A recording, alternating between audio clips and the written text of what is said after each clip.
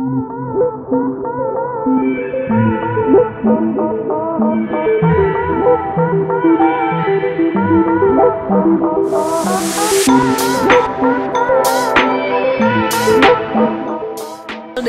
itu sistem online Mbak Eka, super simple banget.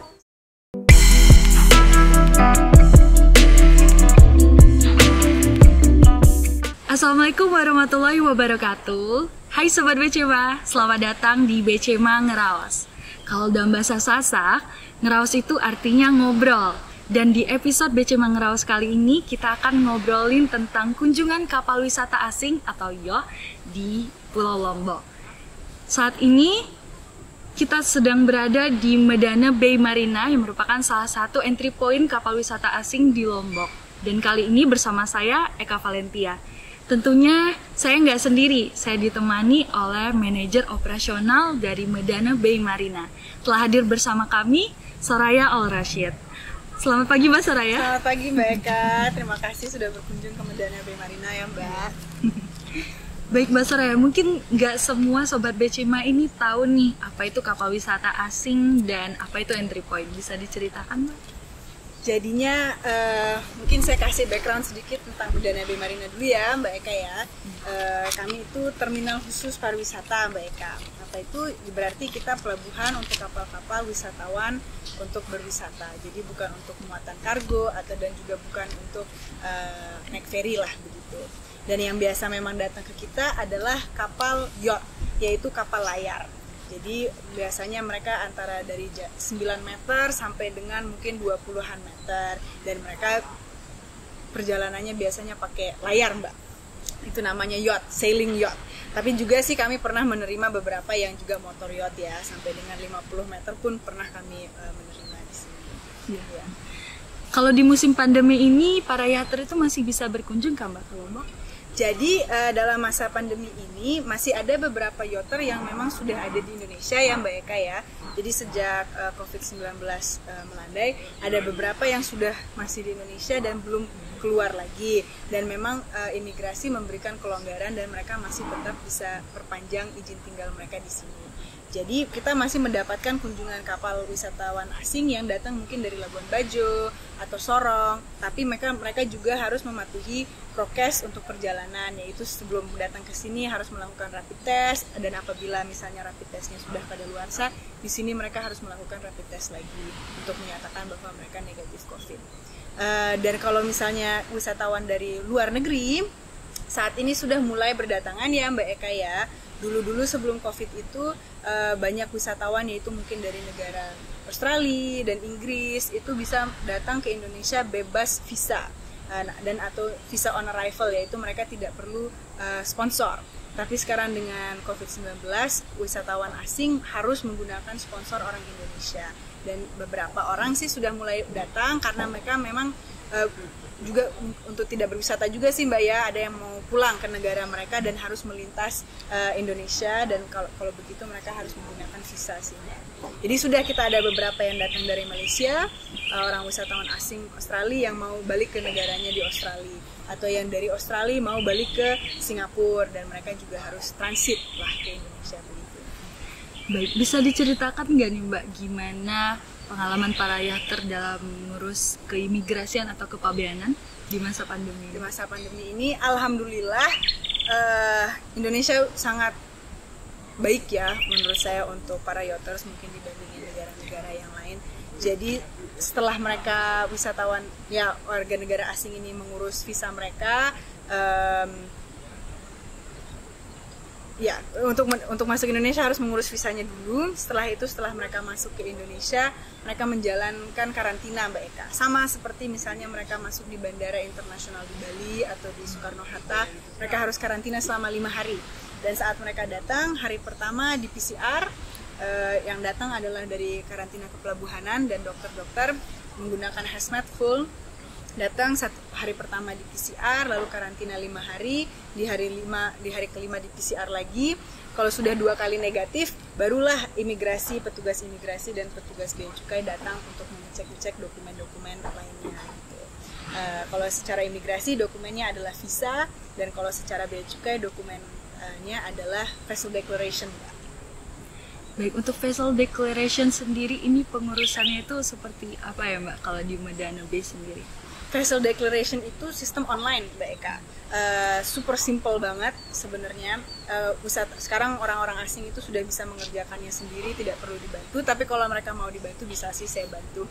Itu secara online dan mereka harus mengisi detail kapalnya, panjang, lebar, berat, tahun berapa dibuat, lalu kaptennya siapa, lalu rute mereka mau di Indonesia itu mau kemana saja, lalu barang-barang yang di kapalnya itu ada apa saja, mungkin spare part atau misalnya mereka bawa minuman atau bagaimana, kan itu nanti juga harus dicek ya.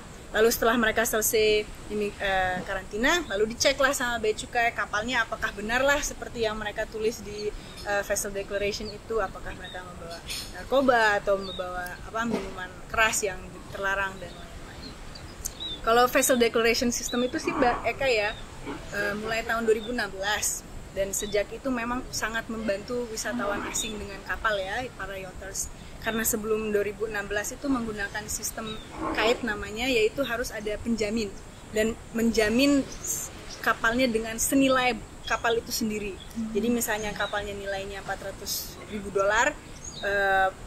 pemilik kapal itu harus menyetor uang $400.000 itu kepada pemerintah Indonesia untuk menjaminkan bahwa kapal itu tidak akan disalahgunakan. Tapi sejak 2016 datanglah vessel declaration system ini dan kapal-kapal bisa masuk bebas biaya, bebas impor, dan bisa stay di Indonesia selama 3 tahun. Kapalnya ya Mbak, manusianya tetap harus melakukan proses keimigrasian. Ya, untuk spare part sendiri itu adakah dari para yachter ini melakukan impor sementara juga Mbak?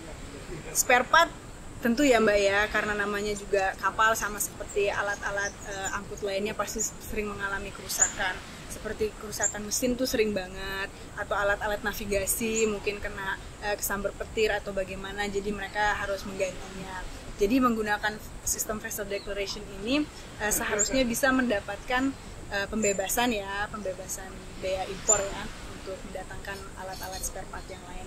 Karena sebenarnya karena susah ya Mbak ya, karena kapal-kapal ini beda banget semua. Saya sudah baru 3-4 tahun kerja di Medana Bay Marina, dan awalnya sama sekali tidak ada background mesin, tapi karena setiap kapal yang datang masalahnya beda semua dan mesinnya beda semua, akhirnya saya juga mulai belajar, dan memang akhirnya keperluannya juga beda ya Mbak.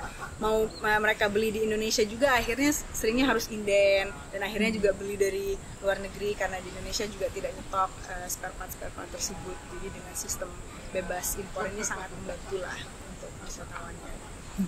Informasi terkait layanan dan biaya di Medana sendiri ini bisa diakses di mana Mbak? Kami punya website Mbak, medanabaymarina.com, dan kita juga punya Instagram @medanabaymarina. Paling banyak sih informasi kita ada di Instagram kita ya, dan bisa langsung chatting juga, private message atau direct message kepada yang megang social medianya.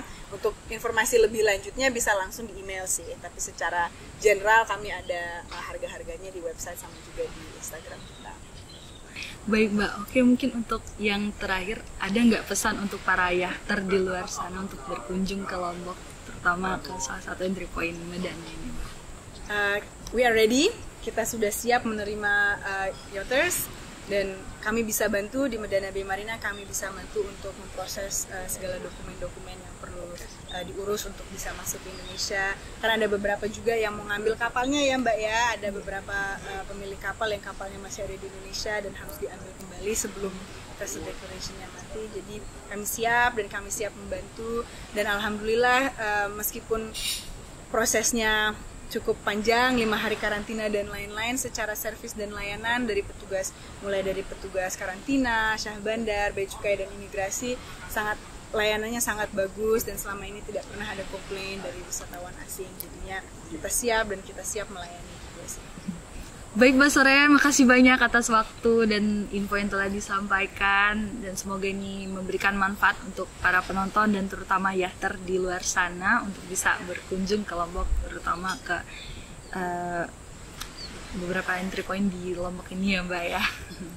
Dan Direktorat Bea dan Cukai berusaha menjadi semakin baik dalam melayani dan mengawasi Dalam menjalankan tugas dan fungsinya, Bea Cukai menjalankan fungsi Revenue Collector, Community Protector, Trade Facilitator, dan Industrial Assistance. Dalam hal kunjungan kapal wisata asing atau yacht ke Pulau Lombok ini, terdapat kemudahan prosedural dan kemudahan fiskal, yaitu pembebasan bea masuk dan pajak dalam rangka impor.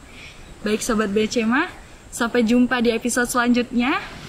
Dan wassalamualaikum warahmatullahi wabarakatuh. Bea Cukai makin baik.